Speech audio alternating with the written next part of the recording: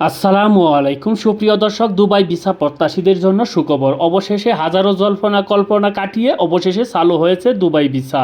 বাংলাদেশিদের জন্য প্রত্যেক দিন 30 থেকে 40টি ভিসা দিচ্ছে আরব আমিরাতের সরকার। এই সব ভিসাগুলো কারা পাচ্ছে এবং কারা পাইবে, কোন কোন ক্যাটাগরিতে ভিসা প্রসেসিং শেষ হয়েছে এবং অভ্যন্তরে ভিসা ট্রান্সফার হচ্ছে কি না, সমস্ত বিষয়াদি নিয়ে সাজানো আজকের এই ভিডিওটি। তাই ভিডিওটি অনেক গুরুত্বপূর্ণ হতে চলেছে, তাই ভিডিওটি না টেনে সম্পূর্ণ দেখতে থাকুন। নিত্য নতুন এমন ভিডিওর আপডেট পেতে মিস্টেক পয়েন্ট ইউটিউব চ্যানেলটি সাবস্ক্রাইব করে পাশে থাকার বেল আইকনটি অন করে রাখুন, সবার আগে আপডেট নোটিফিকেশন পেয়ে যাবেন। অলরেডি সাবস্ক্রাইব করে থাকলে আপনাকে অসংখ্য ধন্যবাদ। তো চলুন শুরু করি আজকের ভিডিও।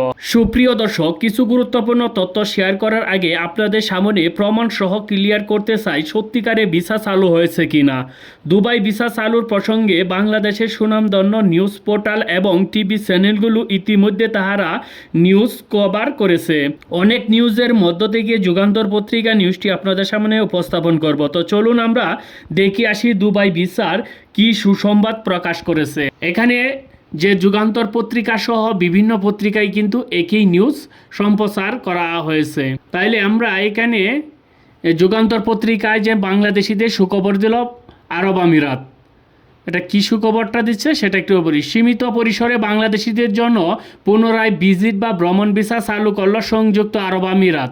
দুই দেশের মধ্যে টেকসই কূটনৈতিক যোগাযোগের পর বাংলাদেশিদের পুনরায় সংযুক্ত আরব আমিরাতের ভিসা দেওয়ার ক্ষেত্রে উল্লেখযোগ্য অগ্রগতি হয়েছে। তার পরিপ্রেক্ষিতে ঢাকায় প্রতিদিন গড়ে 30 থেকে 50টি ভিসা ইস্যু করছে। বাংলাদেশে নিযুক্ত ইউএই রাষ্ট্রদূত আবদুল্লাহ আলী আল হামিদ জানান, ঢাকায় সংযুক্ত আরব আমিরাত দূতাবাস এখন প্রতিদিন 30 থেকে 50টি ভিজিট ভিসা দিচ্ছে। রোববার বিকালে প্রধান উপদেষ্টা বিশেষ দূত লুৎফুর সিদ্দিকীর সঙ্গে সাক্ষাৎকারে এসব তথ্য জানায় ইউএই রাষ্ট্রদূত। প্রধান উপদেষ্টার প্রেস ইউএং পাঠানোর এক বার্তায় এ তথ্য জানানো হয়েছে। বৈঠকে রাষ্ট্রদূত সাম্প্রতিক সময়ে সংযুক্ত আরব আমিরাতের সরকারের সঙ্গে লুৎফুর সিদ্দিক সক্রিয় সম্পৃক্ততার প্রশংসা করেন, যার মধ্যে ভিসা সুবিধা থেকে শুরু করে বিনিয়োগ সহযোগিতা পর্যন্ত বিভিন্ন বিষয়ের উপর আলোকপাত করে অর্ধ ডজনেরও বেশি মন্ত্রী পর্যায়ে সফর অন্তর্ভুক্ত ছিল। বিশেষ দূতকে রাষ্ট্রদূত জানান, ঢাকায় সংযুক্ত আরব আমিরাতের দূতাবাস এখন প্রতিদিন 30 থেকে 50টি ভিজিট ভিসা দিচ্ছে। ব্যবসায়িক প্রতিনিধিদের জন্য বাল্ক ভিসা প্রক্রিয়াকরণে তদারণ্বিত করা হয়েছে, যা দুই দেশের জনগণের মধ্যে যোগাযোগ এবং বাণিজ্যিক বিনিময় বৃদ্ধি পেয়েছে। রাষ্ট্রদূত আরও জানান, সংযুক্ত আরব আমিরাতে মানব সম্পদ মন্ত্রণালয়ে দক্ষ কর্মসংস্থান ভিসার জন্য অনলাইন সিস্টেম পুনরায় চালু করেছে। সাম্প্রতিক মার্কেটিং ম্যানেজার ও হোটেল কর্মীদের মতো পেশাদারদের জন্য ভিসা ইস্যু করা হয়েছে। নিরাপত্তা রক্ষীদের জন্য 500টি ভিসা ইতিমধ্যে ইস্যু করা হয়েছে। আরও 1000টি অনুমোদিত হয়েছে এবং শীঘ্রই ইস্যু করার জন্য নির্ধারিত রয়েছে। প্রেসিংয়ের বার্তায় বলা হয়, আশা করা হচ্ছে সময়ের সঙ্গে সঙ্গে সংযুক্ত আরব আমিরাতে ধীরে ধীরে ভিসার বিধিনিষেধ আরও শিথিল করবে। রাষ্ট্রদূত বাংলাদেশে কর্তৃক চিহ্নিত মানবিক ও সহানুভূতিশীল মামলাগুলো বিবেচনায় অব্যাহত নমনীয়তার আশ্বাস দিয়েছে।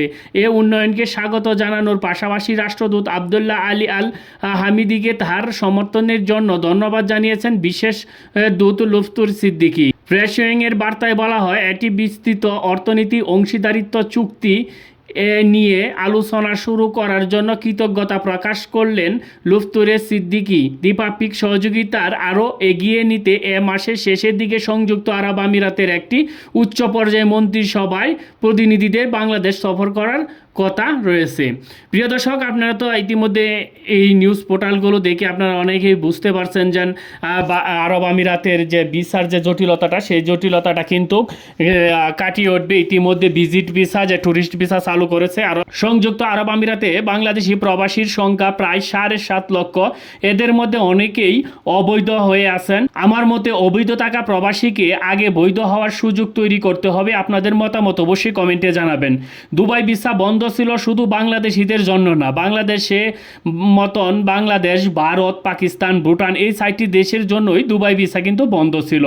আরব আমিরাতের অভ্যন্তরীণ যে ভিসা ট্রান্সফার এখনও কিন্তু বন্ধ আছে। আপনাদের অনেকেই এই প্রশ্ন প্রশ্ন করতে পারেন যে ভিসা ট্রান্সফার হচ্ছে কিনা। ভিসা ট্রান্সফার কিন্তু এখনও বন্ধ আছে। হোটেল কর্মী ও নিরাপত্তা কর্মীর ভিসা প্রসেসিং প্রায় শেষ পর্যায়ে, তবে নারী কর্মীদের ভিসা 95% হচ্ছে, বলতে গেলে সম্পূর্ণরূপেই চালু হয়েছে যে নারী কর্মীদের। আর দুঃখের বিষয় হলো এখন পর্যন্ত পুরুষ কর্মীদের জন্য ভিসা চালু হয়নি। এই বিষয়টি দ্রুত সমাধান করতে হলে কূটনীতিকভাবে সমস্যার সমাধান করা সম্ভব।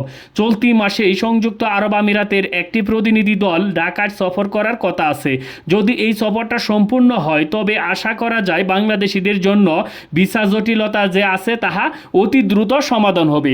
প্রিয় দর্শক, যারা এখন পর্যন্ত প্রত্যাশা আশা নিয়ে বসে আছেন, আশা করি অতি শীঘ্রই আপনাদের জন্য সুসংবাদ আসবে, যেন সবার জন্যই কিন্তু ভিসা চালু করে দিবে। এই পর্যন্তই আজকের এই ভিডিওটি। ভালো লাগলে ভিডিওতে একটা লাইক করে দিবেন। সবাই ভালো থাকবেন, সুস্থ থাকবেন। ধন্যবাদ সবাইকে।